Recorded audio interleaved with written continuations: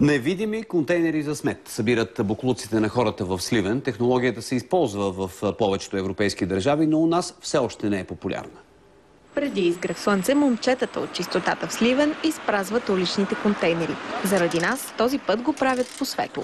Камионът на почистващата фирма се готви да събере боклуците и от тези 6 кошчета. И ние първоначално си мислихме, че това са малки улични кошчета за смет, които събират огарки от цигари и чашки от кафе. Но не съвсем. Вижте тяхната тайна. Под земята те крият тези огромни контейнери за смет. Тези контейнери са същите като всички, които виждаме по улиците, но са разположени върху платформа, която стои на повече от 2 метра под земята. Това помага, например, да се спре разпространението на миризми от боклуците. Да няма хора, които да ровят из боклуците, така и също и кучета. На 5 места в центъра на Сливен новата система вече работи. Не всички обаче я използват. Знаете как действа? Не знам още, да, нова техника. Значи тук държиш това, така се прави.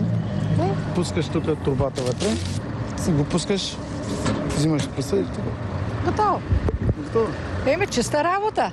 Няма да има разхвърляне боклуци. Поставянето на подземните контейнери струва на общината почти 1 милион лева. Действително е скъпо удоволствие. Оскъпява самото устройство, което е и вече строително-монтажните работи. Петко Костов обяснява, че инвестицията се връща, защото се спестява непрекъснатата подмяна на контейнерите, които често стават жертва на палежи или вандализъм.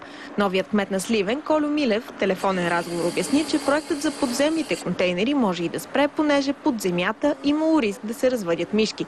После обаче обеща да го реализира. Проектът ще бъде довършен наистина, но може би автоматиката трябва да се поддържа постоянно.